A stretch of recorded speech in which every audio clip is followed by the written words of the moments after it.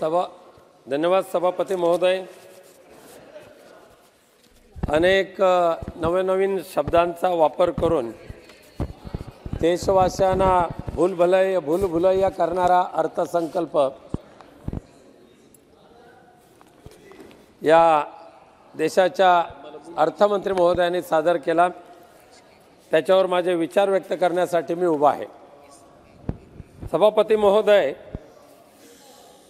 या अर्थसंकल्पाचं वैशिष्ट्य काय तर अनेक नवीन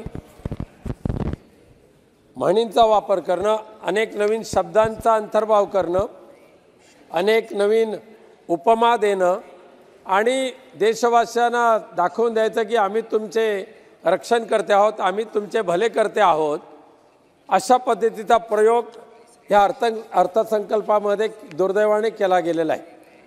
सभापती महोदय, मी अर्थमंत्र्यांच्या पॅराग्राफ 6 कडे पहिलं जाऊ इच्छितो।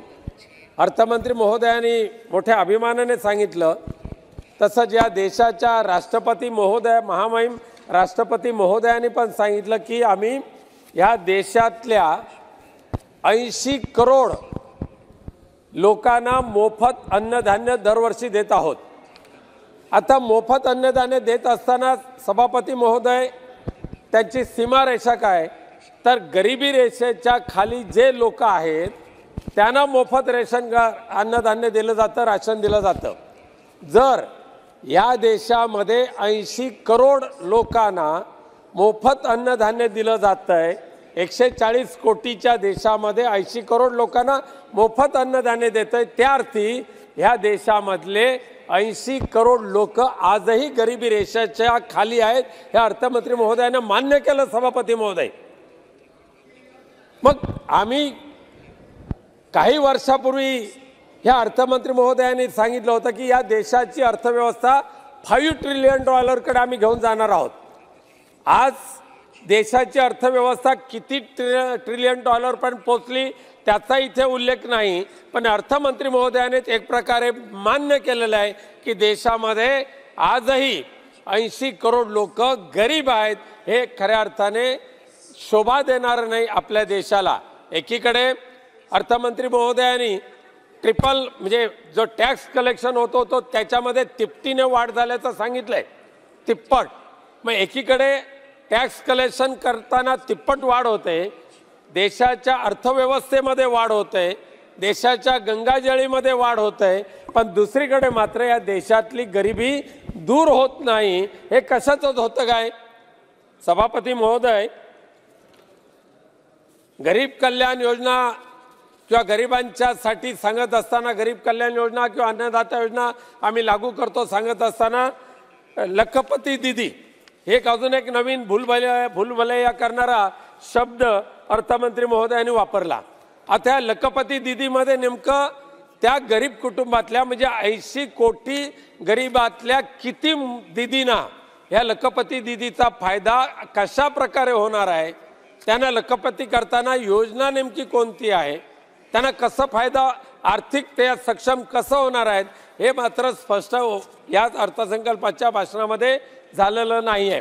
मला आठवतंय की मुद्रा योजना जाहीर केली होती प्रथमच। ह्या मुद्रा योजनेच्या माध्यमातून अनेक तरुणी कर्ज घेण्यासाठी बँकांकडे गेले। काही महिन्यामध्ये मुद्रा योजनेचा फायदा काही जणांना झाला, परंतु नंतर मात्र ह्या देशातल्या सगळ्या बँकांनी मुद्रा योजनेचा लाभ ज्यांना हवाय त्यांना आर्थिक मदत करायचं बंद करून टाकलं। दुर्दैवाने मुद्रा योजना ही आता बासनात गुंडाळली गेलेली आहे। मुद्रा योजना लागू केल्यानंतर किती लाख तरुणांचं घर आर्थिक सक्षम झालं हे जाहीर करण्याची आवश्यकता होती, पण नाही केली। आता निवडणुकीच्या तोंडावर लखपती दीदी ही जाहीर करत असताना ह्या देशामध्ये करोडो दीदी आहेत की ज्यांना शासनाच्या मदतीची गरज आहे, बँकांच्या मदतीची गरज आहे, पण दुर्दैवाने आजही ह्या देशातल्या नॅशनलाइज बँका ह्या केंद्र सरकारचं ऐकायला तयार नाहीत, अर्थमंत्र्यांचं ऐकायला तयार नाहीत, राज्यातल्या मुख्यमंत्र्यांचं ऐकायला तयार नाहीत। त्यामुळे जर ह्या बँका तुमचं ऐकणार नसतील तर लखपती दीदी नेमकं कसं बनवणार आहात? कोणत्या योजनेतून त्यांना पैसे देणार, कोणत्या योजनेतून त्यांना मार्गदर्शन करणार, कोणत्या योजनेतून त्यांना आर्थिक सहकार्य करणार, याचं स्पष्टीकरण होण्याची आवश्यकता होती. सभापती महोदय, सभापती महोदय, अन्नदाता ह्या शब्दाचा उल्लेख अनेक वेळा केला गेला आहे. अन्नदाता ह्या देशाचा अत्यंत महत्त्वाचा घटक आहे आणि अन्नदाताला सक्षम करण्याचा ज्या वेळेला अर्थमंत्री महोदया सांगतात त्यावेळेला MSP या शब्दाचा सुद्धा वापर केला गेलाय. पण खरंच ह्या देशामध्ये MSP लागू केलाय का? MSP प्रत्यक्ष मिळतोय का? स्वामीनाथन आयोगाची अंमलबजावणी होते का? MSP ला आधारित त्या शेतकऱ्यांच्या उत्पादन मालाला भाव मिळतोय का? बाजार भाव मिळतोय का? आज आमच्या महाराष्ट्रातला जो शेतकरी आहे, मग सोयाबीन असेल, कापूस उत्पादक असेल, तूर डाळ उत्पादक असेल, सोयाबीनला निर्यात बंदी केली, आयात बंदी केली नाही, निर्यात बंदी केली आणि परदेशातलं सोयाबीन आपल्या देशामध्ये मागवलं. परदेशातलं सोयाबीन भारतामध्ये आल्यानंतर, परदेशातलं सोयाबीन महाराष्ट्रामध्ये आल्यानंतर महाराष्ट्रातला सोयाबीन उत्पादक जो शेतकरी आहे ना, सभापती महोदय, प्लीज कन्क्लूड. फक्त only 2 minutes sir, 2 minutes sir, please 2 minute.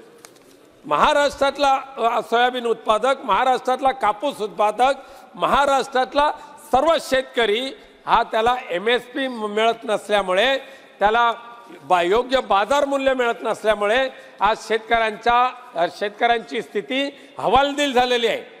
त्यांना कोणताही आधार राहिलेला नाही आहे. जे खाजगी व्यापारी जे येतील ते जो दर देतील त्यांना ते देऊन टाकायचं, पण सरकारच्या माध्यमातून शेतकऱ्यांच्या उत्पादनाला खऱ्या अर्थाने जर त्यांना न्याय द्यायचा असेल तर MSP लागू करण्याची आवश्यकता आहे. स्वामीनाथन आयोग लागू करण्याची आवश्यकता आहे. सभापती महोदय, ह्या अर्थसंकल्पामध्ये बोलत असताना ह्या देशामध्ये इंटरनेट कम्युनिकेशनची चांगली सोयी सुविधा उपलब्ध करून देण्यासाठी 4Gचे टॉवर्स उभे करण्याचा एक चांगला निर्धार केंद्र सरकारने केला. संबंधित मंत्री महोदयांना मी त्या दृष्टीने धन्यवाद देतो. पण दुर्दैवाने काय झालं सभापती महोदय, की ह्या देशामध्ये 4Gचे टॉवर्स जवळजवळ 25,000 4Gचे टॉवर्स ह्या देशामध्ये मंजूर झाले.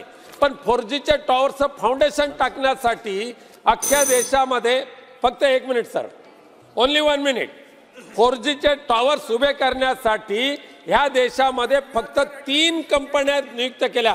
फक्त 3. अख्ख्या देशामध्ये 3 कंपन्यांची मोनोपॉली सभापती महोदय. त्यामुळे 500 दिवसामध्ये 4G टॉवर्स उभे करण्याचं आश्वासन दिलं होतं.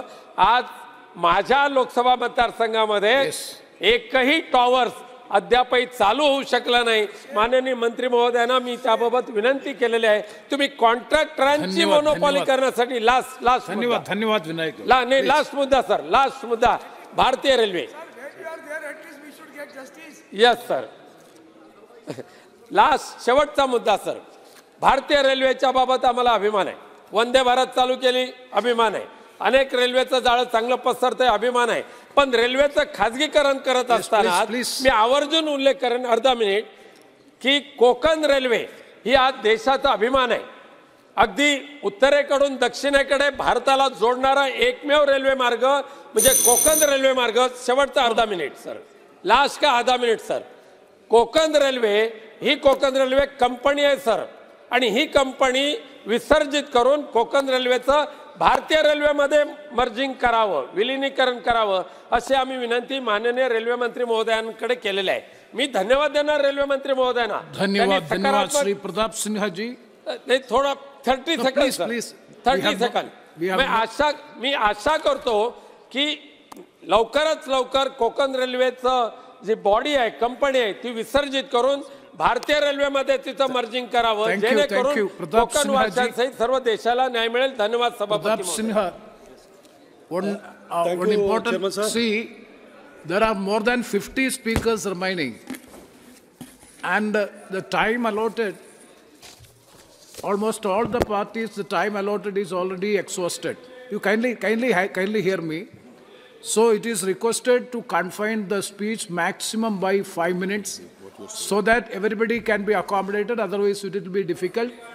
Most of the speakers will not be getting a chance to speak, so please cooperate with the chair. Please cooperate with the chair to confine the speech within 5 minutes. Sri Pratap Sinha ji. Thank you, Chairman, sir.